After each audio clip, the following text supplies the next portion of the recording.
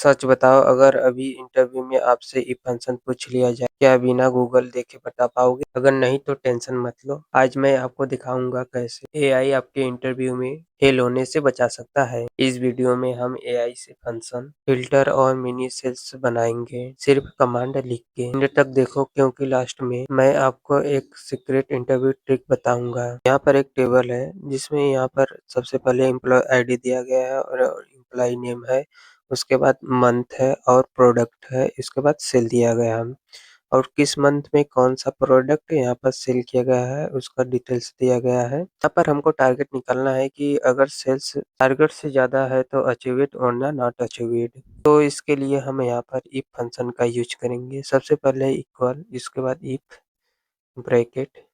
अब यहाँ पर इस सेल वाले को सेलेक्ट करेंगे, इसके बाद हम इसको सिंबल देंगे और इक्वल के सिंबल देंगे। इसके बाद हम यहाँ पर टारगेट जैसे हमारा 50 है तो यहाँ पर 50 टाइप करेंगे और कामा देंगे। इसके बाद ए वाला सिंबल देकर हम यहाँ पर लिखेंगे अचीवेड और फिर ए वाला सिंबल देंगे, फिर से कामा देंगे, फिर से ए वाला सिंबल देकर यहाँ पर लिखेंगे नॉट अचीवेड, फिर ए वाला सिंबल देकर ब्रैकेट को क्लोज करेंगे। बस इतना ही करना है और इंटर की प्रेस जैसे करेंगे यहाँ पर निकल कर आ जाएगा। जैसे ये 50 से कम है तो नॉट अचीव्ड है। अब यहाँ पर इन सभी का करना है तो हम यहाँ पर 2 बार क्लिक करेंगे, इन सभी का निकल कर आ जाएगा। जैसे यहाँ पर 10 है तो नॉट अचीव्ड, यहाँ से 50 से ज़्यादा है तो अचीव्ड। अगर हमको ये फंक्शन याद नहीं है तो इसको निकालने के लिए हम एआई का यूज करेंगे। चलिए सबसे पहले हम इसको डिलीट करते हैं। इसके बाद हम यहाँ पर होम टैब में आएँगे। होम टैब के बाद यहाँ पर कॉर्नर पर देखेंगे, यहाँ पर चैट जीपीटी फॉर एक्सेल पर क्लिक करेंगे। अब हम यहाँ पर लिखेंगे sales target 50 achieved and not achieved. जैसे हम यहाँ पर क्लिक करेंगे, यहाँ पर अचीव्ड और नॉट अचीव्ड का टारगेट स्टेटस शो करेगा। यहाँ पर लोड होने में थोड़ा टाइम लगता है चैट जीपीटी को। इसके बाद यहाँ पर डाटा पूरा शो करेगा। जैसे यहाँ पर टारगेट स्टेटस देख लेंगे, यहाँ पर टारगेट नॉट अचीव्ड है जो कि 50 से कम है। यहाँ पर भी 50 से कम है तो नॉट अचीव्ड। या बिना किसी फार्मूला के एआई की मदद से यहाँ पर हम सॉल्यूशन देख सकते हैं।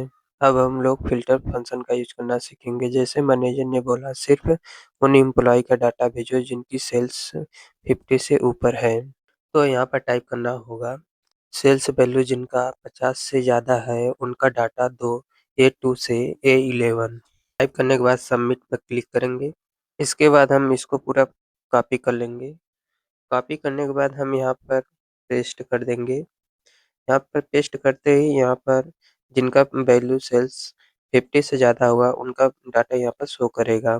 ऑफिस में इसी तरह का काम होता है। अगर हमको सेल्स वैल्यू का टोटल निकालना है तो हम इसको एआई को कमांड देंगे। इसको पहले डिलीट कर लेंगे। इसके बाद हम यहाँ पर टाइप करेंगे सेल्स वैल्यू टोटल E3 से E11। टाइप करने के बाद सबमिट पर क्लिक करेंगे। इसके बाद फार्मूला को हम कॉपी कर लेंगे और यहाँ पर पेस्ट करेंगे। यहाँ पर टोटल वैल्यू सेल्स निकल जाएगा।